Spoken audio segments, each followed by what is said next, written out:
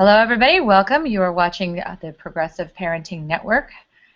Finally got this working. We're so happy that you all stayed with us. Appreciate you being here tonight. I'm here live with Sherry Payne. I'd like to tell you a little bit more about her before we get into our topic, which is Black Infant Mortality Awareness. Sherry Payne has a Bachelor's of Nursing and a Master's in Nursing Education. She is a lactation consultant and a certified nurse educator. Ms. Payne founded Uzazi Village, a nonprofit dedicated to decreasing health disparities in the urban core. She is an editor for Clinical Lactation Journal and sits on the board of CIMS, which is a coalition to CIMS, to improve maternity services. She also sits on her local FIMR Board, which is the Fetal Infant Mortality Review, and she presents nationally on perinatal and nursing education issues. Her career goals include increasing the number of midwives of color and improving lactation rates in the African American community. She resides in Overland Park, Kansas City, with her husband and 6 children. All right, I thought, good, I got it all down. Yes, hi, Sherry, thanks for being with us tonight. Hi, thank you, Gina. It's a pleasure to be here. You are, I think we get to know who people are through adversity when we face it together. We've been trying to get live for an hour and a half, and you are so patient, and I'm so happy about that. So let's get to it. You didn't see me crying in the corner. Yeah, you didn't see me crying in the I was corner. like this. I'm wearing a black shirt, so you can't tell I'm sweating. It's bad. It's bad. So, Sherry, let's talk about what you are up to. You are going to be walking across the state of Missouri. I want to know why. I want people to know why you are up to this. What is this about? What possesses a woman to walk across the state? Talk to me about what you are doing. Well, now that it's just 2 days away, I'm beginning to sell. But I decided to do this last October. So about 10 months ago and 11 months ago, and I just one day, and just the fit of that, very little was being done. That I was looking at on infant mortality rates really hadn't changed over several decades. That other than those care research, no one was really aware of the problem. There was just no headway being made, and I thought it would be good to make a grand gesture. That's what this is, a grand gesture to draw to what I basically see as a silent death. There's all these deaths going on, and even in the community among the women, that these deaths are occurring. It just happened to me. There's really no sense that there are one, and everybody knows somebody, but no one really an ongoing and enduring pattern in our community.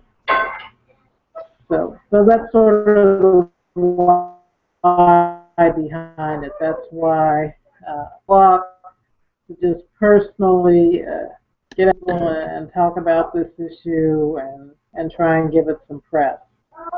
And along with that, I had a twin frustration with my work at Uzazi Village. Our mission is to improve health and perinatal health and equity.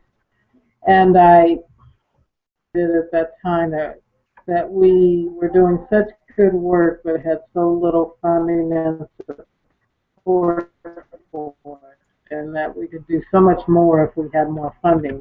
So that was the idea, that we would use this as a fundraiser while we were raising awareness, we would always also raise money and fund our sister doula program.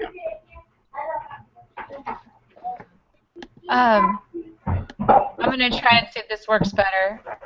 If people can hear me, let me know on the Facebook feed. For some reason, your feed is running really, really slow, which is a shame because we finally got you on here. For people who are just joining us, the number of infants who die before their first birthday is much higher in the U.S. than in other countries. And for African Americans, the rate is nearly twice as high as for white Americans. Even well-educated black women have birth outcomes worse than white women who have finished high school. Why? Why is this the case? Sherry, talk to me. Tell me what's going on. I heard Jenny Jones, she was in a movie, Freedom for Birth, I believe, and she was saying like it doesn't make any sense why the color of your skin would make a difference in outcomes as far as maternity goes, and mortality. Well, that's, again, there's a really complex history behind that. Viewers who have seen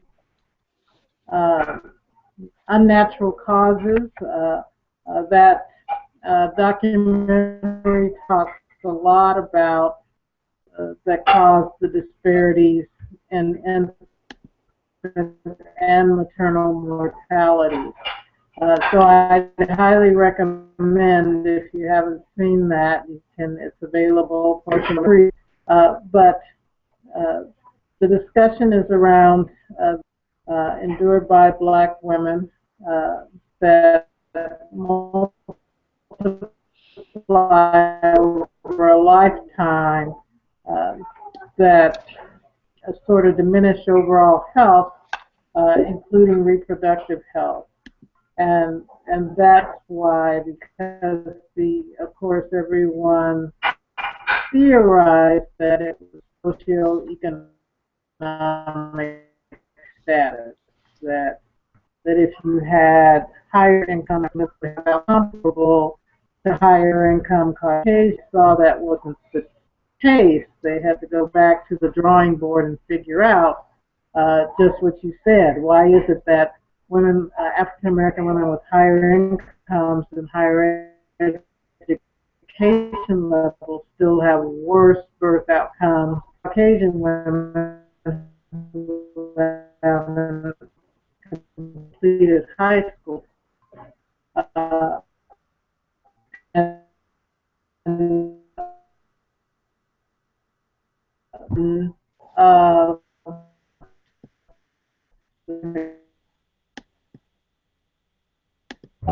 And so while the direct causes and chromosome defects and premature birth weight, there are other factors into why. And of course, it is trying to focus on the preventable.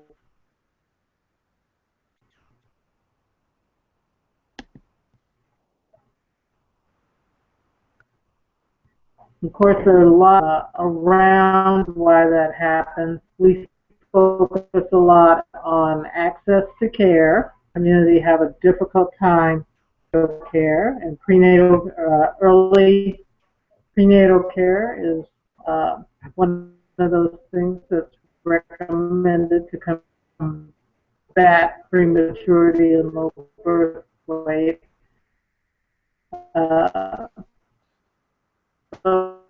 We find women have a very difficult time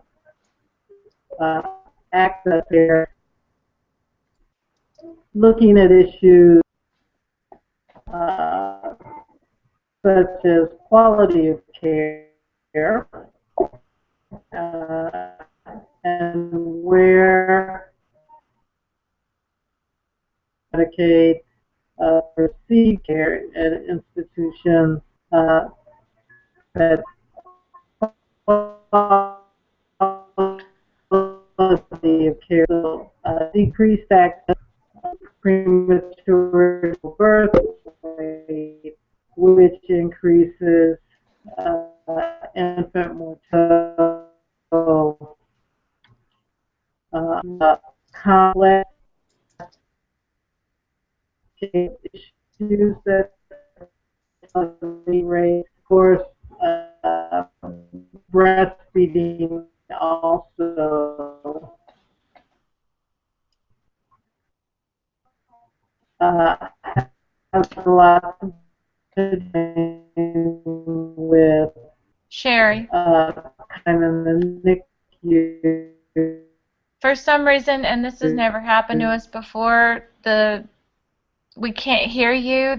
You keep freezing up, and the audio is bad. And I don't know what is going on, because the last time you and I talked on a one-to-one hangout, everything was fine. We didn't have any issues of bandwidth. We didn't have any issues at all. We were talking crisp and clear, and it's not coming through, and it's a shame because people need to hear about this. This is ridiculous.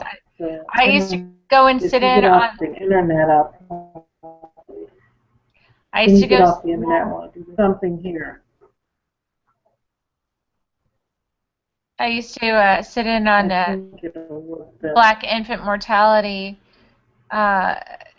board in Fresno, California. We've been talking about this for years and years and years, and we're not getting anywhere. And it's an issue that it's such a huge issue.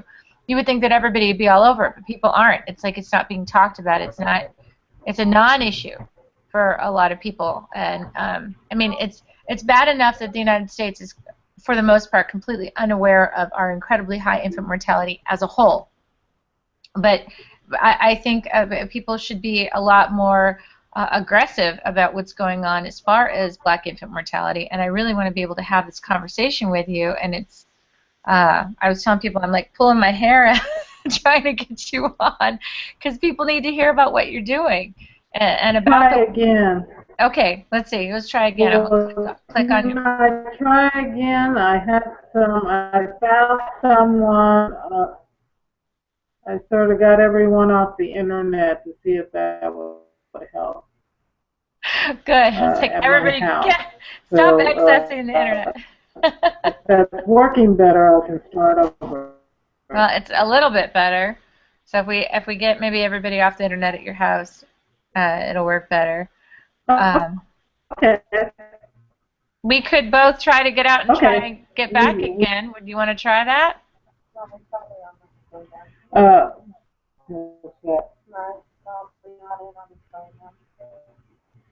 We could try that. We could try. You want to run down and see if she could get off for just a minute.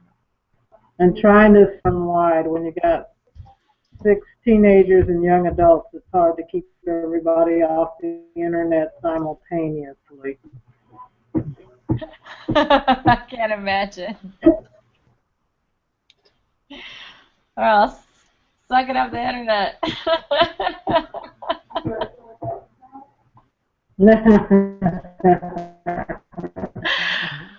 The people in the comments are laughing because you've got 6 kids. And it could be the neighborhood, too. It just could be like wherever you're at. If lots of people are on, a lot of people might be on live. What we could do, Sherry, is we could try for the morning somewhere else, because I feel like I'm doing you an injustice here and the topic, because I feel very strongly about it, and I really, really, really want people to hear what's going on. I want them to know about your walk. I want them to know all about this stuff. This is ridiculous. I mean, you're doing this, your walk across the state of Missouri, you're going to be going along the Katy Trail, you're trying really hard. I mean, gosh, we've been trying for an hour and a half to go live tonight to bring attention to this invisible epidemic. And it is invisible because nobody's talking about it. You got babies dying prior to their first birthday. This is the United States of America. We're not like some third world country. This is unacceptable. Here in the United States, we're talking about Black babies that are dying at twice the rate of their Caucasian counterparts. That's insane, and it needs to be talked about. And can you tell how frustrated I am right now? I really want to hear you, and I want people to know. how they can help you. You sound about I am. Somebody says it's a little bit better now comparative to what it was before, which was completely inaudible. Denise Woods is asking. Okay. A little bit better. What do you think is the major contributor to black infant mortality? Well, like I said, the answer to that is fairly complex. The standard reasons, direct reasons for infant deaths are premature birth and low birth weight. Those are the most common preventable reasons for why babies die.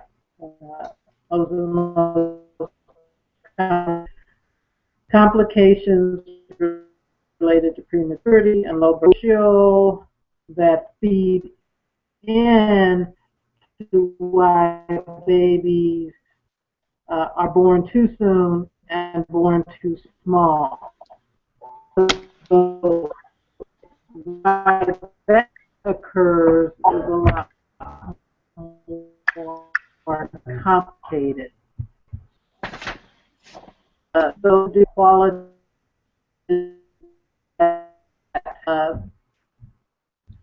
the access to Medicaid and prenatal care is a really long and protracted process.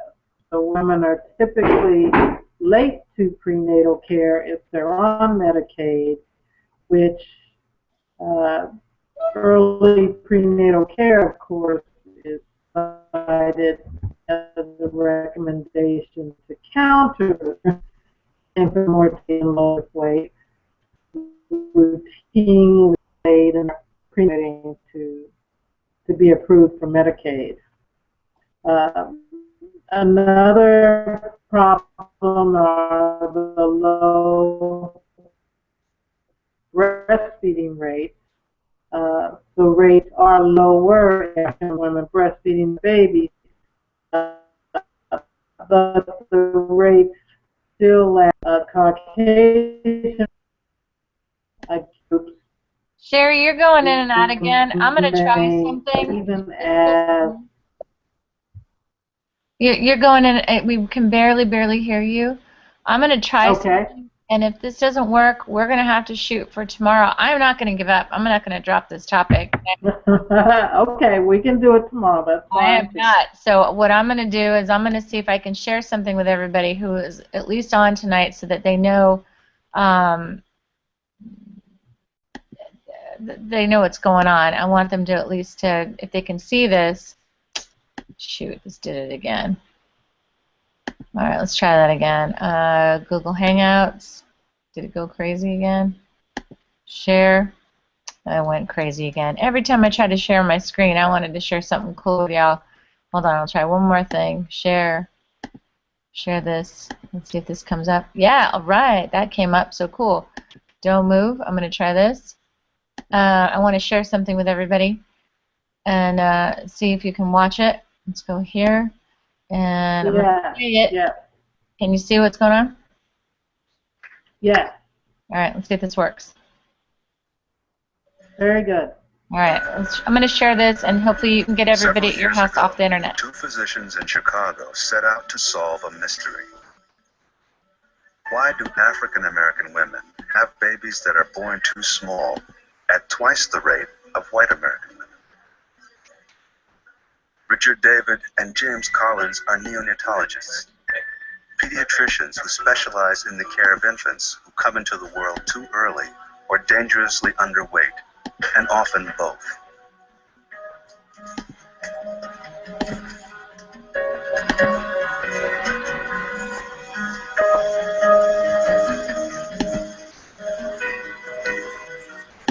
Like virtually everyone in their field, they were troubled by the striking racial differences in rates of premature and low birth weight babies.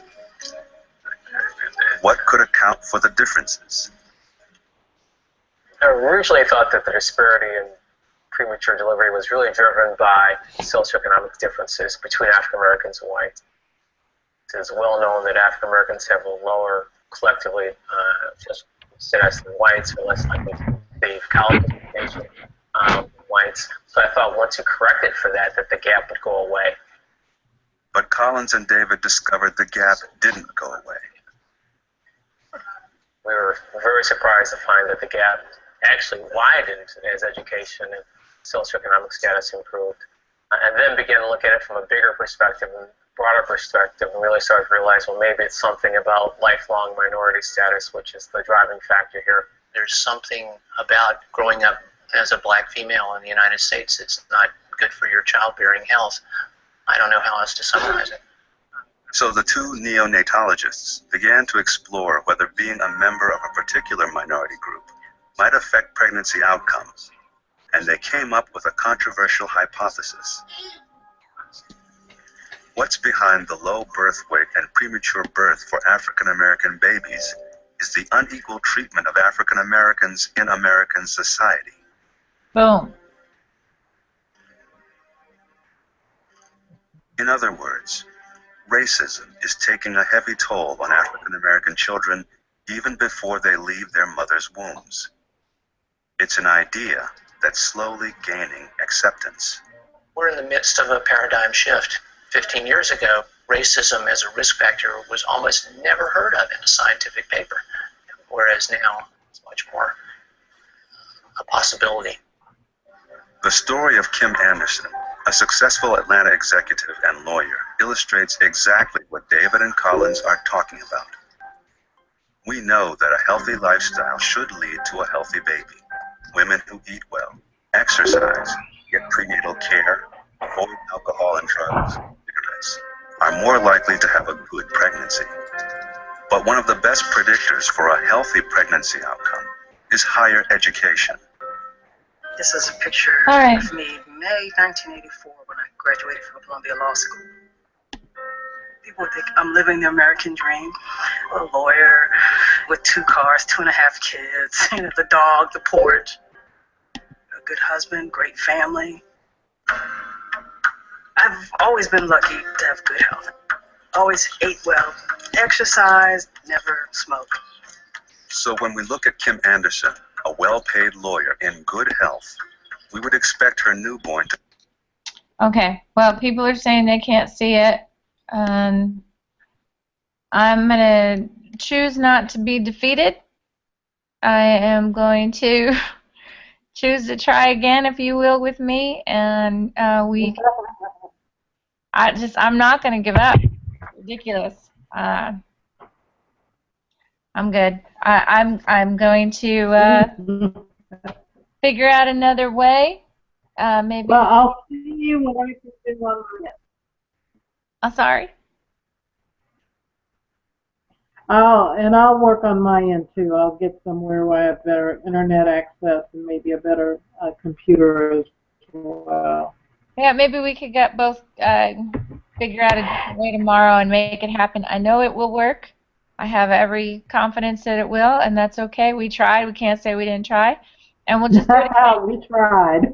We will just keep at it, and we will get an amazing show on and do some justice to this topic and to you and your efforts.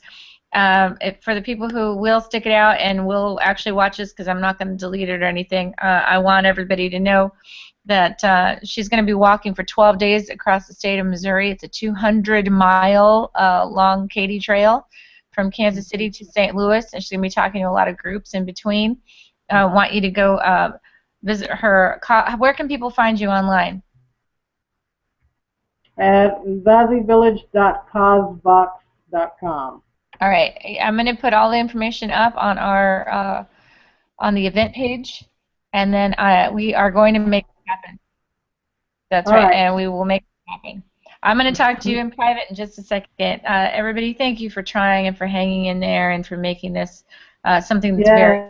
Thank you. It's all right. Thank you, Sherry.